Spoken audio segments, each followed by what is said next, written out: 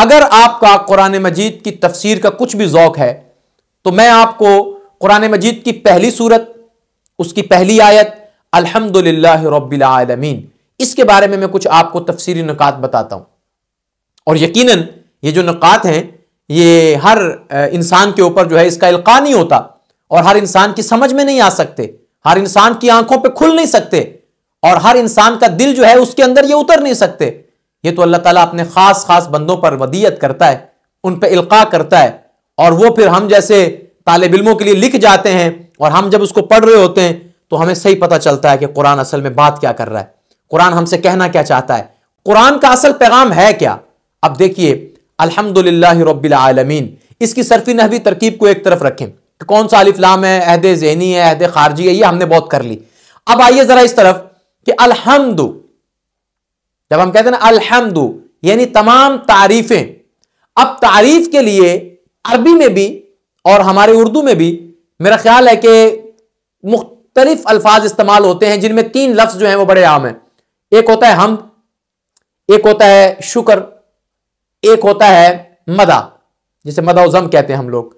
तो तीन लफ्ज जो हैं ये अरबी में भी इस्तेमाल होते हैं, उर्दू में भी इस्तेमाल होते हैं। मदा से मिदहत या मदहत, जो भी आप पढ़ें, और इसी तरह हमद से हमदिया कलाम, हमद बारी ताला, और इसी तरह शुक्र तशक्कुर, किसी का शुक्रिया अदा करना यानी उसकी तारीफ करना। तो ये तीन लफ्ज जो हैं अमूमन इस्तेमाल होते हैं। इसमें ना तो यहां पर शुक्र का लफ्ज इस्तेमाल हुआ, ना यहां पर मदह का लफ्ज इस्तेमाल हुआ, लफ्ज इस्तेमाल हुआ हम्द का। और आप जानते हैं कि उर्दू शायरी में भी या उर्दू नसर में भी जब हम हमदिया कलाम या को तहतुल लफ्ज की बात करते हैं तो उसको हम तारीफ खुदा नहीं लिखते, शुक्र खुदा नहीं लिखते, मदह खुदा नहीं लिखते, बल्कि हम हमद बारी ताला लिखते हैं, हमद खुदा लिखते हैं। यानी हमद का जो लफ्ज है यह खास है अल्लाह ताला के लिए।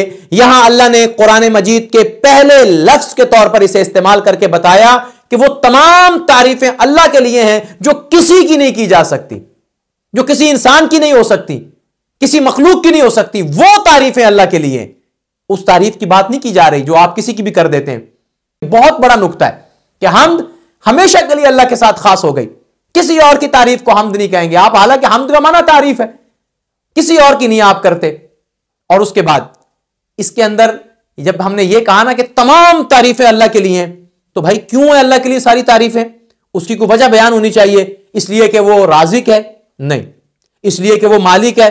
नहीं। इसलिए कि वो खालिक है? नहीं। अल्लाह ने वो तमाम सिफात को एक तरफ रखते हुए रब्बुल आलमीन, रब का लफ्ज इस्तेमाल किया।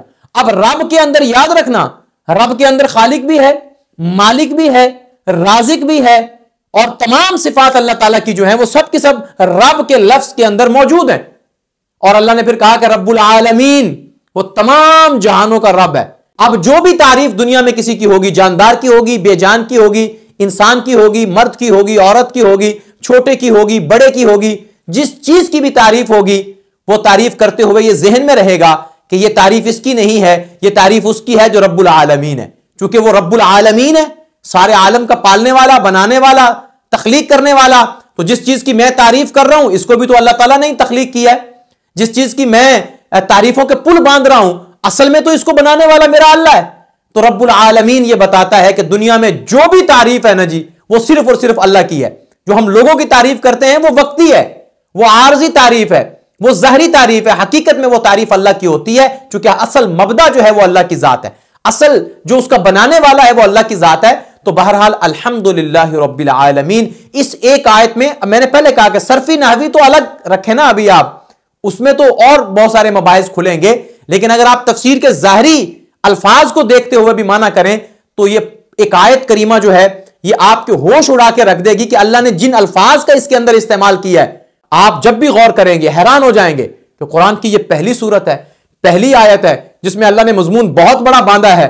अब इसके लिए जो लफ्ज अल्लाह ने इस्तेमाल किए ना, आप इस हम्द की जगह पर कोई और तारीफ का लफ्ज ला के देखें, माना सही नहीं बनेगा। आप रब्बुल आलमीन, रब की जगह पर कोई और लफ्ज लगा के रखें, बिल्कुल माना सही नहीं बनेगा, उस मयार तक ही नहीं पहुंचेगा जिस मयार तक अब पहुंच रहा है।